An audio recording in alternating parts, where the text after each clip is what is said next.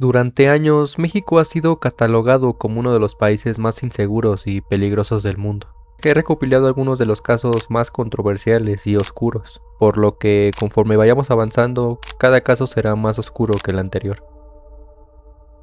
El día 19 de septiembre es un día que para muchos mexicanos simboliza tragedia. Esto porque a lo largo de los años, como si se tratase de una coincidencia, han ocurrido sismos devastadores, específicamente en el sur del país ese mismo día, uno de los estados más afectados siendo la Ciudad de México. Pero ¿a qué voy con esto? El 19 de septiembre del año 2017 dio lugar a un sismo de magnitud 7.1, con epicentro localizado en el límite entre Puebla y Morelos, el cual se originó a la 1 de la tarde. Horas antes, a las 11 de la mañana, en la Ciudad de México, se realizaría un simulacro en conmemoración al sismo del 85, que, como muchos sabemos, fue un sismo devastador de magnitud 8.1, que causó decenas de fallecimientos y derrumbes de edificios. Y bueno, el 19 de septiembre de 2017 no sería la excepción. Un sismo de magnitud similar volvió a ocurrir, esta vez causando decenas de destrozos y de fallecimientos. Horas más tarde, después de lo ocurrido y del inicio de las labores de los rescatistas, los noticieros de México dieron visibilidad máxima al derrumbe del colegio Enrique Rebsamen, mismo edificio que colapsó, dejando atrapados a niños y maestros. Un día después del sismo en ese colegio, frente a las cámaras, los reporteros comenzaron a mencionar el nombre de Frida Sofía, el cual se mencionó que se tenía contacto con ella, y que Frida Sofía habló con una niña que quedó atrapada también debajo de los escombros. Aurelio Nuño y al mando de la Secretaría de la Defensa y de la Secretaría de la Marina. La pequeñita tiene 12 años, se llama Frida Sofía, nos piden que no digamos su apellido por respeto a la familia. Ya tuvieron contacto, hablado con ella. Y Frida Sofía dice, es correcto, y ella misma fue la que dijo que tiene dos cuerpos cerca, que lo siente, pero que no sabe si están con vida ni sabe quiénes son.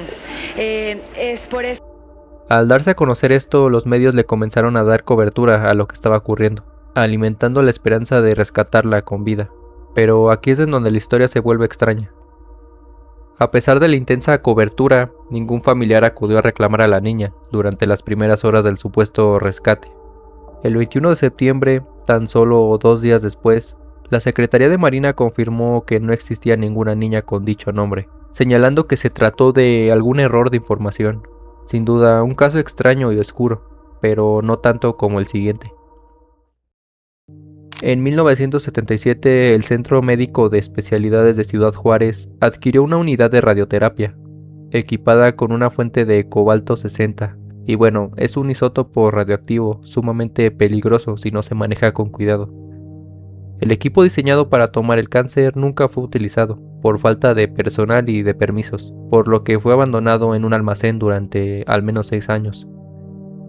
Y en diciembre de 1983, dos conserjes de nombre Vicente Sotelo y Ricardo Hernández que trabajaban en ese centro médico estaban en su turno de trabajo, cuando uno de los encargados del hospital le pregunta a Vicente si quería quedarse con algunos de los materiales del hospital que no utilizaban. Esto para que los pudiera vender como chatarra. Vicente accedió y tras minutos de no encontrar nada relevante, dieron con una máquina grande, por lo que inmediatamente decidieron que se la llevarían. Tras minutos de intentar cargarla se dan cuenta de que era demasiado pesada, por lo que deciden desarmarla. Y al desarmarla se encontraron con un cilindro extraño de tamaño mediano, el cual por sí solo tenía un peso de al menos 100 kilos. Al intentar cargarlo a Vicente se le resbaló, y al caer al suelo, un líquido de color extraño comienza a desprenderse del cilindro. Después de esto, envolvieron el cilindro con una manta, para evitar más desastre. Minutos después subieron a la camioneta, una Datsun roja, dirigiéndose al deshuesadero para vender el cilindro y algunos metales que encontraron. Sin darse cuenta, 6,000 balines de cobalto 60 se habían salido del cilindro a causa del impacto. Se derramaron en la caja de la camioneta. Vicente y Ricardo recorrieron gran parte de la ciudad, dejando un rastro invisible de radiación por las calles. Al llegar al deshuesadero les pagaron una buena suma de dinero por dicho cilindro. Y sin percatarse de lo ocurrido, el material se mezcló con toneladas de chatarra, que después serían enviadas a las fundidoras de aceros de Chihuahua. Sin ninguna sospecha, el material se distribuyó por todo México y gran parte de Estados Unidos. Se construyeron casas, edificios públicos y escuelas que literalmente emitían niveles de radiación letales para quienes las habitaban. El 16 de enero de 1984, el suceso de aquel día cobró factura, cuando un camión que transportaba varilla hacia Estados Unidos pasó cerca del Laboratorio Nacional de Los Álamos. Los detectores de radiación detectaron niveles tan altos que activaron un protocolo de emergencia internacional. La investigación rastreó el origen hasta la camioneta de Vicente, que seguía estacionada en una zona residencial. El vehículo emitía una radiación equivalente a miles de radiografías simultáneas. Después de lo ocurrido, el gobierno mexicano inició un operativo masivo para confiscar el material. Se estima que se recuperaron miles de toneladas de varilla, pero gran parte ya había sido utilizada en construcciones que tuvieron que ser demolidas. El material radioactivo y los escombros terminaron enterrados en el desierto de Chihuahua, en depósitos de concreto, conocidos como cementerios nucleares. Y bueno, aunque Vicente Sotelo sobrevivió con quemaduras por radiación en las manos, el número real de personas que desarrollaron enfermedades degenerativas o cáncer años después sigue siendo un dato imposible de calcular. Este sin duda fue un suceso perturbador y extraño que marcó a gran parte del país. Jacobo Grinberg Silberbaum era un neurofisiólogo que estudiaba la conciencia y la autosuficiencia mental. Pero justo cuando estaba por publicar sus más grandes hallazgos, algo extraño ocurrió. Pero, ¿qué fue exactamente lo que pasó? Bueno, Jacobo Grinberg nació en la Ciudad de México el 28 de octubre de 1946. A los 12 años, tras el fallecimiento de su madre, algo cambió e hizo que entrara en una curiosidad inexplicable por la mente humana, por lo que decide dedicar su vida a entender dicho tema. En los años 60 estudió una licenciatura en psicología en la UNAM, donde comenzó a cuestionar los límites de la percepción. Al volver a México fundó laboratorios de psicofisiología, donde creó el famoso INPEC, o Instituto Nacional para el Estudio de la Conciencia. Pero aquí es en donde la historia se comienza a poner interesante. A mediados de los 70, Jacobo ya era un profesor e investigador muy respetado, pero algo en él lo hacía sentir que la ciencia tradicional se quedaba obsoleta. Fue entonces cuando se le pidió que investigara a los chamanes del país, para descubrir qué escondían detrás de sus famosas curaciones. Fue hasta 1977 cuando conoció a Pachita, una chamana capaz de materializar órganos y operar a personas con la mente, y solo con un cuchillo de cocina. Al descubrir esto, Jacobo entró en una obsesión por lo ocurrido, por lo que comenzó a escribir y publicó más de 50 libros y 7 volúmenes de una obra monumental llamada Los chamanes de México. Para finales de 1994, Jacobo estaba en la cúspide de su carrera. Tenía convenios con universidades extranjeras y estaba a punto de demostrar que la mente humana estaba interconectada. Pero, como ya sabemos, el 8 de diciembre de ese año su laboratorio quedó vacío. Jacobo había desaparecido de manera inexplicable. Y es que aquí surgen diversas teorías, ya que cuando la familia de Jacobo comenzó a llamar a su esposa, Teresa Mendoza, ella daba respuestas que no cuadraban. Primero dijo que Jacobo se había ido a un retiro espiritual a la selva y que no quería ser molestado. Luego dijo que se había ido de viaje a Campeche. Incluso llegó a decir que estaba en una misión secreta. Lo aterrador es que mientras la familia buscaba, Teresa empezó a regalar los muebles de la casa. Vendió el coche de Jacobo y vació sus cuentas bancarias. Para cuando la policía quiso interrogarla en mayo de 1995, Teresa también se había esfumado, y nunca más se supo de ella. El caso cayó en manos de Clemente Padilla, el mejor investigador de la Procuraduría en ese entonces. Padilla descubrió registros de que Jacobo, o alguien con su pasaporte, había salido hacia Boulder, Colorado, poco antes de su desaparición. Curiosamente, en esa ciudad hay laboratorios que trabajan para la inteligencia en Estados Unidos. Se rumora que Padilla encontró indicios de que Teresa Mendoza no era quien decía ser, sino que podría haber sido una agente infiltrada para vigilar los avances de Grinberg en la transferencia de potencial o telepatía. Justo cuando Padilla solicitó las grabaciones del aeropuerto y los registros de las computadoras de Jacobo, recibió una orden de arriba. A Padilla lo jubilaron prematuramente y el expediente de Grinberg fue enviado al archivo muerto. Hasta la fecha no se sabe con exactitud qué pudo haber pasado con Jacobo. Sin duda, este es uno de los casos más oscuros y siniestros de México. En junio de 2023, por medio de redes sociales, se originó uno de los casos más mediáticos y tristes de animal.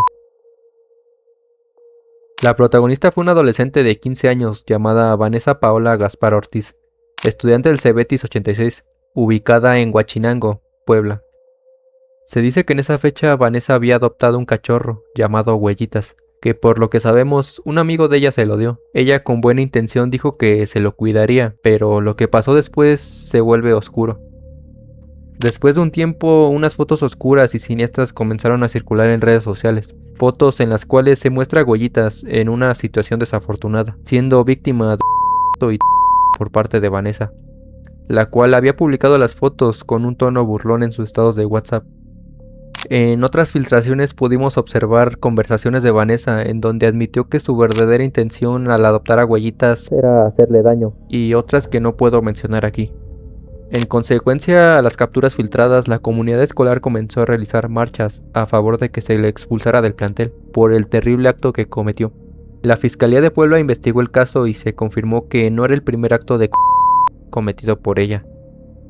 A más de 2 años del caso, no se sabe con exactitud qué pasó después de lo ocurrido con Vanessa. Se dice que está bajo supervisión psicológica y su paradero es desconocido, después de sus atroces actos en dicha ocasión. Sin duda, uno de los casos más oscuros y tristes de animal en México. El día lunes 22 de septiembre de 2025, en la Ciudad de México, se originó uno de los incidentes escolares más bizarros y oscuros. Pero, ¿qué ocurrió realmente? Bueno, un joven de 19 años de nombre Lex Ashton Cañedo López, estudiante del Colegio de Ciencias y Humanidades, o mejor conocido como CCH Sur, Ashton no era el típico bully o alguien que buscara problemas de forma abierta. Era descrito por la comunidad como un joven extremadamente retraído y callado, se podría decir que socialmente invisible. Era una persona que sentía que mientras el mundo avanzaba, él se quedaba atrás. Y al no encajar en los círculos sociales de su escuela, comenzó a buscar validación en ciertos grupos de redes sociales, con temática incel y grupos radicales. Incel refiriéndose a una ideología basada en la creencia de que no pueden acceder a mujeres debido a factores biológicos, atribuyendo sus fracasos a que las mujeres prefieren hombres de alto estatus, llamados comúnmente como chats. Pero ¿a qué quiero llegar con esto? Debido a su perfil de chico retraído, callado o incluso excluido por la sociedad, los jóvenes como Ashton suelen recurrir a realizar actos violentos o enfermos, sin importar cuáles sean, con el fin de buscar atención. Todo esto nos lleva al 22 de septiembre, cuando Lex Ashton, horas antes de ingresar al plantel, publicó una serie de fotografías oscuras, en donde podemos observar diversos objetos. Su madre contactó a los servicios de emergencia para alertar que su hijo se dirigía al plantel con intenciones no muy buenas, pero las autoridades no intervinieron a tiempo. Unos minutos después, Ashton logró ingresar al plantel con objetos peligrosos ocultos, a pesar de los filtros de seguridad del plantel. Después de entrar, localizó a uno de sus compañeros, de 16 años, quien se encontraba con su novia en ese momento, y sin previo aviso arremetió contra él, causando un desenlace fatal. Instantes después, un trabajador administrativo del plantel se percató de lo sucedido e intentó intervenir antes de que Ashton intentara huir del plantel. Al momento del forcejeo, el trabajador resultó herido de igual manera. Ashton, al verse perseguido y rodeado, decidió correr hacia un edificio y saltó del tercer piso, en un intento desesperado de escape o de suicidio. Meses después, el 10 de octubre, tras ser dado de alta, se originó una orden de aprehensión en su contra, por lo que fue trasladado al reclusorio Oriente. Y el 16 de octubre, tan solo 6 días después, fue vinculado a proceso por diversos cargos. Este es sin duda uno de los incidentes escolares más oscuros de México. El 6 de octubre de 2024, México se detuvo ante una imagen que parecía sacada de una película de terror, pero fue una prueba de que en ocasiones la realidad supera la ficción. Pero ¿a qué voy con esto? Alejandro Arcos Catalán era un político. Con 43 años había construido una carrera basada en el servicio social. Tras una campaña intensa y peligrosa, el 2 de junio de 2024 ganó la alcaldía de Chilpancingo, bajo la coalición llamada Fuerza y Corazón por México. Su victoria no fue solo política. Para muchos representaba un respiro en una ciudad asfixiada por el control de grupos delictivos que gobernaban el estado de Guerrero, en México. Alejandro tomó protesta el 30 de septiembre bajo una consigna clara: paz para Chilpancingo. Lo que nadie sabía es que al aceptar el cargo estaba firmando una sentencia de la que no había retorno. Aquí es en donde la historia toma un giro oscuro. Bien, pues el 27 de septiembre, 3 días antes de su toma de posesión, el capitán Ulises Salvador, quien se perfilaba para ser su secretario de Seguridad Pública, fue privado de la vida en un ataque directo. También el secretario del ayuntamiento, Francisco Tapia, un hombre de toda la confianza de Arcos, es interceptado y silenciado en pleno centro de la ciudad. Alejandro Arcos quedó solo. En sus últimas entrevistas su voz ya no era la del candidato triunfante, sino la de un hombre que sabía que el tiempo se le agotaba. Pidió seguridad, clamó por protección federal y estatal, declarando abiertamente ante la prensa nacional: "Queremos seguridad, no solo para los funcionarios, sino para todo el pueblo". A pesar del riesgo latente y de las pérdidas recientes en su equipo, esa mañana Alejandro decidió salir de la ciudad. Se dirigía a la comunidad de Tepechicotlán para supervisar las labores de auxilio tras el paso del huracán John. Lo que ocurrió en las horas siguientes es un vacío informativo. Se sabe que el alcalde viajaba solo, sin escoltas y sin el blindaje que su posición y peligro requerían. Alrededor de las 16:30 horas se perdió todo contacto con él. 2 horas después, el hallazgo paralizó al país. Su cuerpo fue localizado dentro de una camioneta. Las autoridades llegaron al sitio minutos después. La escena fue acordonada bajo un despliegue militar masivo, pero no hubo una captura específica. Se dice que existieron advertencias previas de grupos locales, los cuales exigían el control de áreas clave del gobierno municipal, peticiones a las que presuntamente Arcos no accedió. Tras el funeral, la Fiscalía Estatal inició una investigación que hasta hoy navega entre la opacidad y el miedo, pero el vacío de poder y la herida en la sociedad de Chilpancingo siguen abiertos. Sin duda, este es uno de los casos más bizarros y oscuros de todo México. El día sábado 21 de diciembre del año 2013, casi a las 12 de la madrugada, un hallazgo en la estación de la línea 7 del metro, llamada San Antonio, de la Ciudad de México, conmocionaría a todo el país. Pero, ¿qué ocurrió exactamente? Y bueno, la cronología de este suceso es oscura y aterradora. A las 9:50 de la noche, un hombre de aspecto desalineado es grabado por las cámaras del gobierno, caminando de manera tranquila por las calles cerca del metro San Antonio. Minutos después, en otras cámaras, es captado a las 10:03 p.m. Es grabado el mismo hombre, pero ahora portando una maleta extraña, maleta que hace unos minutos no llevaba con él. Y tan solo 8 minutos después de aquel avistamiento, ese mismo hombre es captado por las cámaras de la estación del metro, arrastrando una maleta que parece contener algo pesado, por la dificultad con la que la llevaba.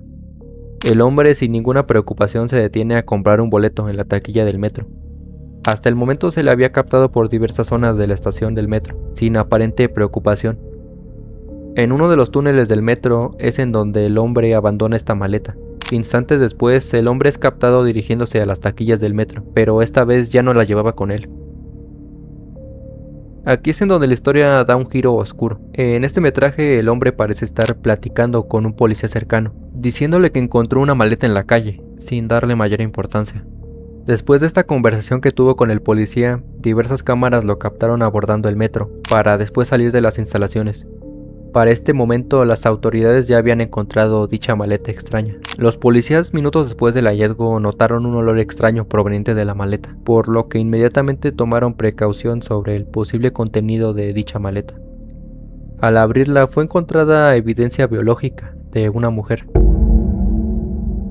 Dicho hallazgo conmocionó a las autoridades y a todo México, cuando la noticia se dio a conocer tan solo 3 días después del hallazgo.